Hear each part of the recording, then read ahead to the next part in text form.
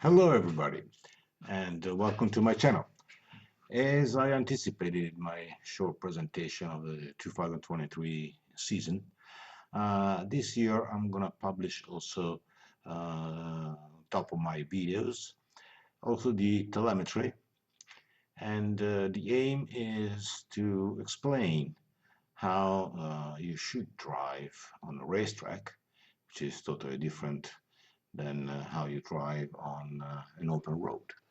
I don't pretend to be the fastest around, of course, but after over 250 races and two Italian GT championship wins on top of other wins, I think I could tell you something that could be interesting to you. Okay, let's start. We here have two laps compared. One is slower by roughly 1.5 seconds in Monza, which sounds not much. It's only 1.5% really, but I assure you it's a lot. Okay, so let's start to launch the video, and we will stop it at the prima variante to explain you a couple of things. So let's stay with me.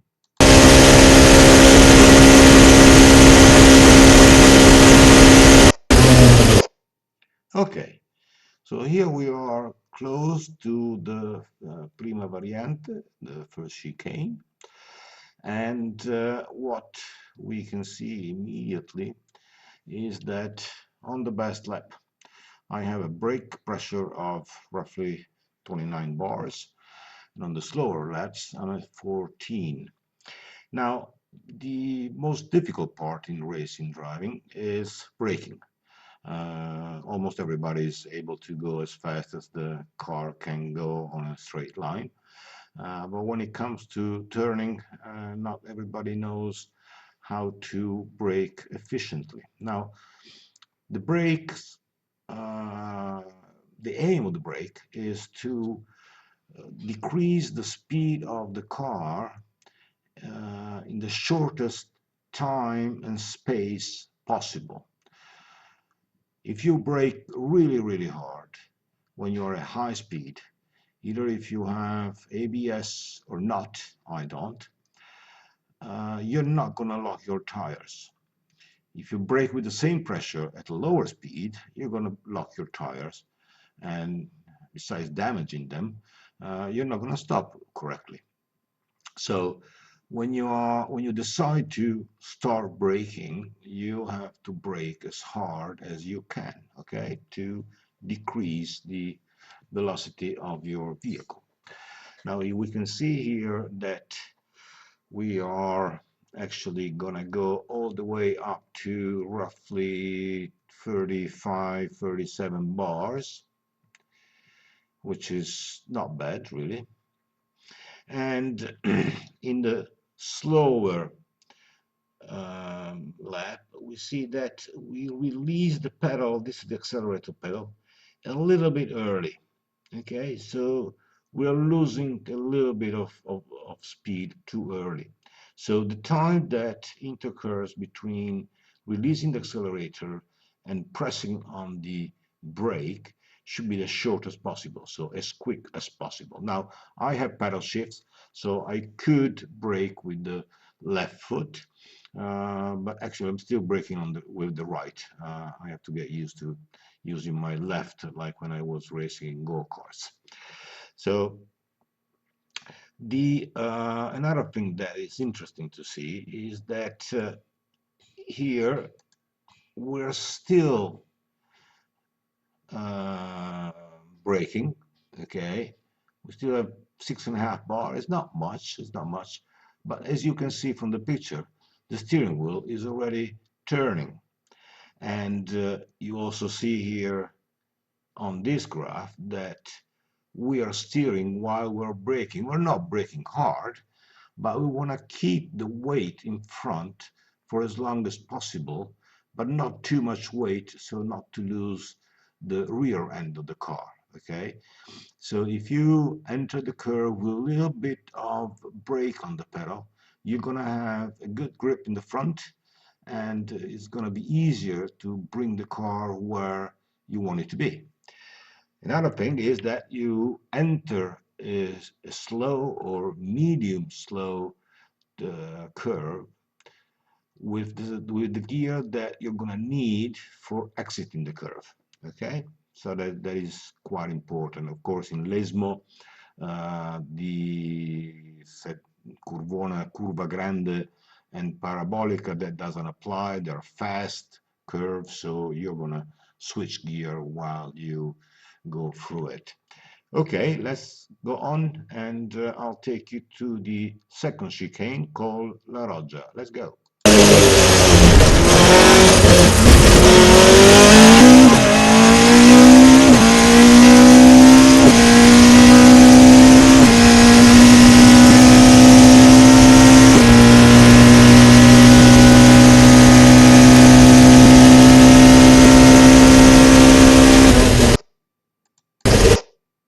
Okay, here we are at La Roggia.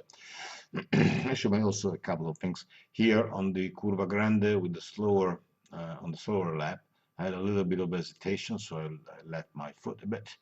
Didn't really affect my timing. As a matter of fact, this line, which is the time difference, went down a little bit. So overall, I was still a bit faster on the slower lap than the fastest one, but effectively was practically insignificant.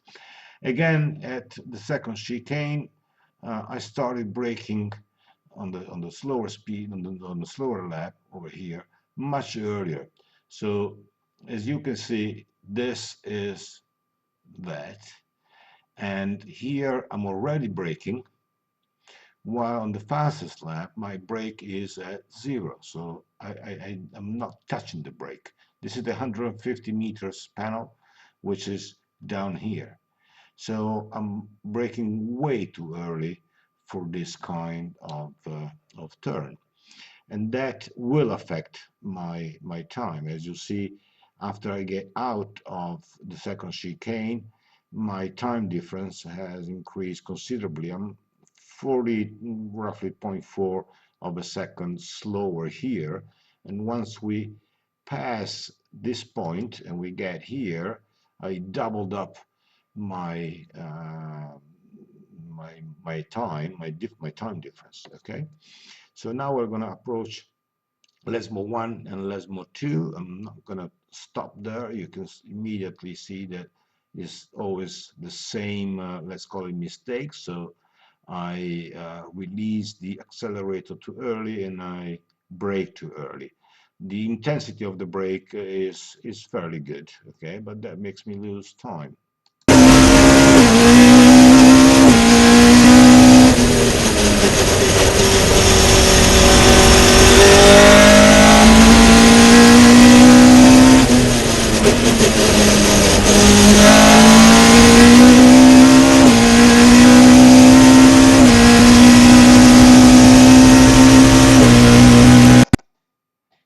Okay, now we have seen that in this part, approaching Lesmo 2, just by looking at telemetry, you would think that I made a mistake, okay, because my RPM went dropped quite a bit.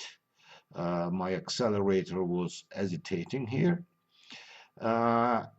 If we wouldn't have the videos, which the new Ray Studio 3 analysis provides, that gives us a big help, because this was not a mistake. This was traffic. There was another car that I had to overtake, and therefore I approached the Lesmo 2 curve on the wrong side of the track. Okay, so let's proceed just to the scary one, which is probably one of the most important chicane in Monza, because there's a very long straight after that that take us to the parabolica.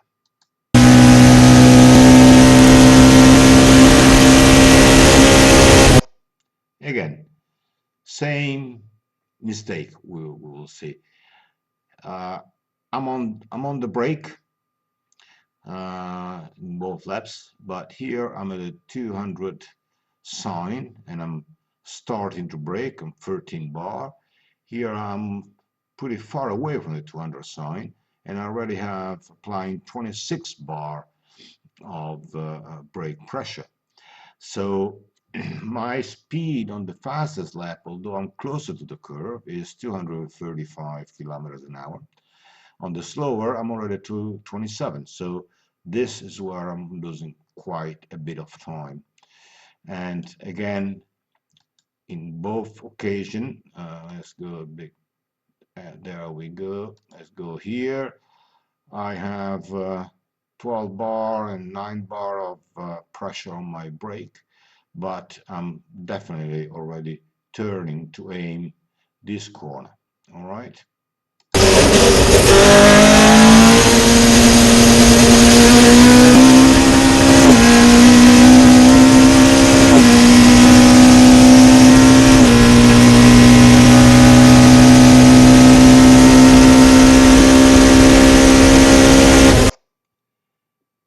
Now look at this. I'm at the parabolic. Here I already passed the 150 sign, and I am not braking. Here I already released the gas pedal because I'm 90.5% versus 100%, although I'm further away from the curve, okay?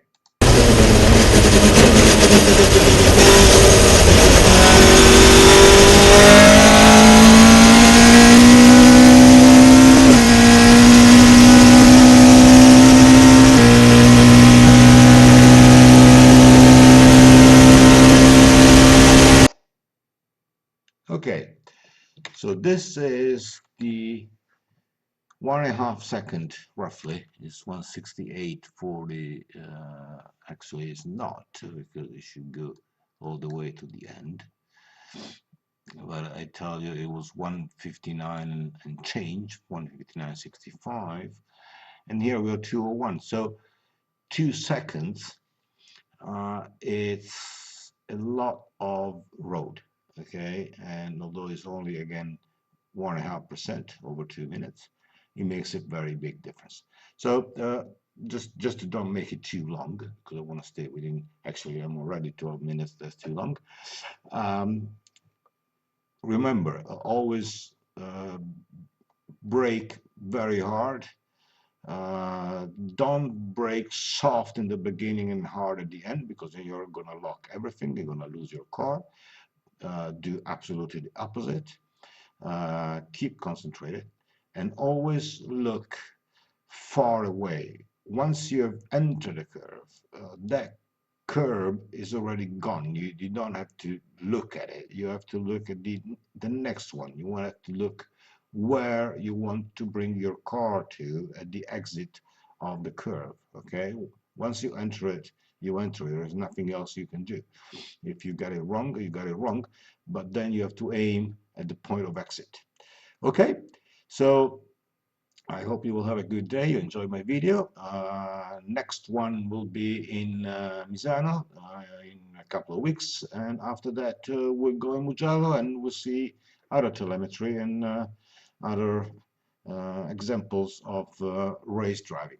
Thank you very much. Bye bye.